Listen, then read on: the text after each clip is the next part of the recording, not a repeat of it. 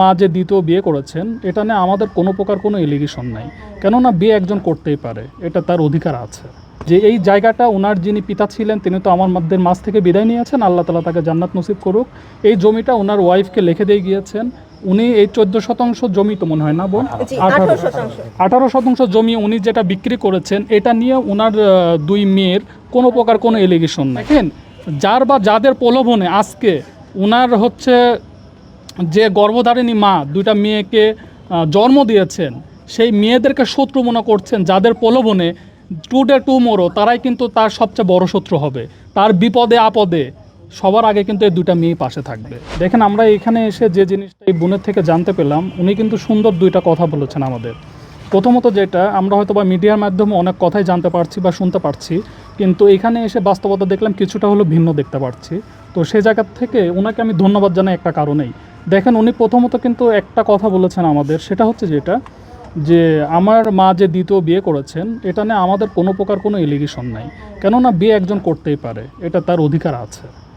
আর দ্বিতীয়ত যেটা উনি বলছেন সেটা হচ্ছে যে এই জায়গাটা ওনার যিনি পিতা ছিলেন তিনি তো আমাদের মাঝ থেকে বিদায় নিয়েছেন, আল্লাহ তালা তাকে জান্নাত নসিব করুক। এই জমিটা ওনার ওয়াইফকে লিখে দিয়ে গিয়েছেন। উনি এই 14% জমি তো মনে হয় না বোন, 18% জমি উনি যেটা বিক্রি করেছেন এটা নিয়ে ওনার দুই মেয়ের কোনো প্রকার কোনো এলিগেশন নাই। ওনাদের এলিগেশন এমন একটা সাবজেক্ট নিয়ে যেটা হয়তো বা আমাদের সবার হৃদয়ে একটা আলাদা কষ্টের জায়গা তৈরি করবে, কেননা আমরা সবাই কোনো না কোনো বাবা মায়েরই সন্তান। দেখেন, ওই সাইডে আপনার হচ্ছে ইনার বাবার হচ্ছে আপনার কবরস্থান। ওই কবরস্থানটা যখন ওনার মা বিক্রি করে দিয়েছেন, এনারা এটা কোনোভাবে মেনে নিতে পারেন নাই। হয়তোবা এই বোনের জায়গায় আমি থাকলে হয়তোবা আমি নিজেও এটা মেনে নিতাম না কখনোই, যেহেতু এটা আমার জন্মদাতা পিতার কবরস্থান, তাই না? তো সেই জায়গা থেকে ওনারা বারবার একটা কথাই আমাদের জানাচ্ছে যে আপনারা যে কোনোভাবে যে কোনো ওয়েতে, লিগ্যাল ওয়েতে আইনি সহযোগিতা করে আমার বাবার কবরস্থানের যে অংশটুকু এতটুকু আমাদের একটু আপনারা যেভাবেই হোক আমাদের বাবার কবরস্থানটা আমাদের ফিরিয়ে দেন। এটাই তো বোন, এইটা অধিকার ওনার অবশ্যই আছে। দ্বিতীয়ত যেটাই যে আপনারা বাড়ি দেখতে পাচ্ছেন, এই বাড়িটাতে ওনারা বসবাস করেন। এখন দেখেন, বাংলাদেশের রাষ্ট্র আইনে কিন্তু একটা কথা বলা আছে, সেটা হচ্ছে যেটা আমার বাসায় যাওয়ার যে রাস্তাটা ওইটা বাধা দেওয়ার অথরিটি কিন্তু কেউ রাখে না, তাই না? এটা যদি কেউ করে থাকে ইন্টেনশনালি, সে অবশ্যই আইন বিরোধী কাজ করছে।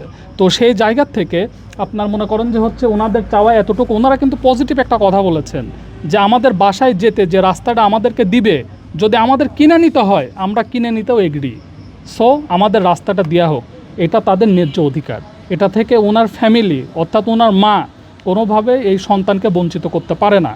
আর আপনাদের মাধ্যমে ওনার মাকে আমি একটা মেসেজ দিতে চাই, সেটা হচ্ছে যেটা যে দেখেন, যার বা যাদের প্রলোভনে আজকে ওনার হচ্ছে যে গর্ভধারিণী মা দুইটা মেয়েকে জন্ম দিয়েছেন, সেই মেয়েদেরকে শত্রু মনে করছেন, যাদের প্রলোভনে টুডে টুমোরো তারাই কিন্তু তার সবচেয়ে বড় শত্রু হবে।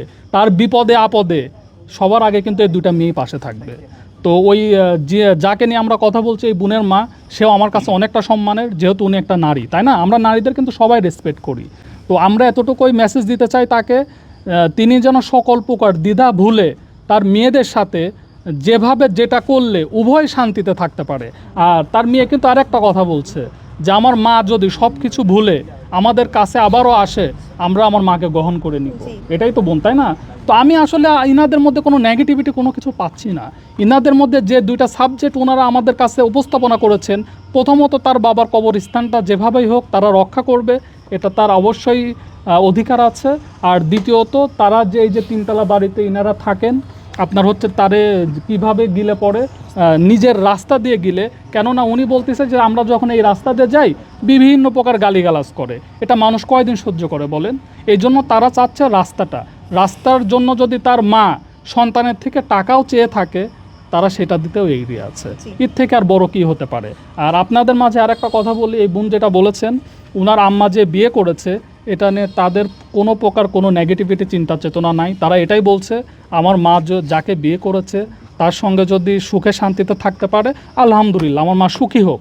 কিন্তু আমার বাবার কবরটা যেন আমার মা লোভ লালসায় শিকার না হয়ে আমার বাবার কবরটাও যেন বিক্রি করে না দেয়। তো এটা আমি আপনাদের মাধ্যমে প্রশাসনের যারা ঊর্ধ্বতন কর্মকর্তা আছে, আইনি যত দপ্তর আছে, আমি সবার কাছে এতটুকু সহযোগিতা কামনা করি এই ভুক্তভোগী 2 অসহায় এতিম বাচ্চার পাশে এসে যেন দাঁড়ায়। অন্তত তাদের চাওয়া যতটুকু যে আমার বাবার কবরস্থানটা যেন আমরা আজীবন এই জায়গাতে রাখতে পারি, সবাই সহযোগিতা করবেন। আর দ্বিতীয়ত এই 3 তলাতে ওনারা যেভাবে বসবাস করে, রাস্তা নাই, এই রাস্তার কারণে নাকি ওনার ইমিডিয়েট যে বড় বোন আছে তাকে নাকি জেলে যেতে হয়েছে। আসলে এই মামলাটা কোন এলিগেশনে হয়েছে বোন? মাদক মামলা দেওয়া হয়েছে। আচ্ছা দেখেন, এটা সবচেয়ে বেশি দুঃখজনক একটা ব্যাপার। একটা মা কতটা নেগেটিভিটি চিন্তা চেতনা নিয়ে আর কতটা মানুষের প্রলোভন পেলে নিজের সন্তানকে মাদকের মামলা দিয়ে ফাঁসায় জেল খাটাইতে পারে, এটা আপনারাই বিবেক বিবেচনা করেন। একটা মা কতটা নিচে নামলে এমনটা করতে পারে হয়তো বা আমার জানা নাই। তো সেই জায়গা থেকে আপনারা কি বিপরীত কোনো মামলা করেছেন? মামলা বলতে আমরা জাস্ট ওইখানে মানে ইনফর্ম করে রাখছি যে এরকম ঝামেলা হচ্ছে, হ্যাঁ অভিযোগ করে রাখা হয়েছে। আচ্ছা, উনি আরেকটা কথা বলেছেন, সেটা হচ্ছে যেটা থানাতে ওনারা একটা অভিযোগ করেছেন, তার সুষ্ঠু কোনো ইনভেস্টিগেশনের মাধ্যমে তারা কোনো সুষ্ঠু বিচার পায় না, এমনটা বলছিলেন তাই না? ওটা যদি বিচারই পাইতাম তাহলে আমার বোনটা ওই দিন জেলখানায় থাকে না। তো আপনাদের মাধ্যমে আমরা এতটুকু মানবাধিকার অধিকার বাস্তবায়ন ফাউন্ডেশনের পক্ষ থেকে কথা দিচ্ছি, ওনারা যে মামলাটা করেছেন এই মামলাটার যেন সুষ্ঠু ইনভেস্টিগেশন হয়, যারা দোষী তারা যেন আইনের আওতায় আসে, এটা নিয়ে আমরা প্রশাসনের ঊর্ধ্বতন কর্মকর্তার সাথে অবশ্যই কথা বলবো।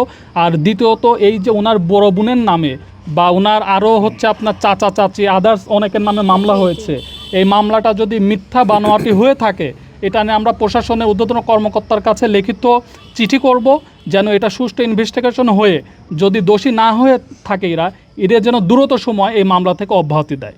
আপনারা সবাই এই ফ্যামিলির পাশে দাঁড়ান, এই বোনদের পাশে দাঁড়ান। ও কিন্তু আমাদেরই বোন, আমার নিজেরও বোন আছে, ও আপনাদের বোন হতে পারতো না।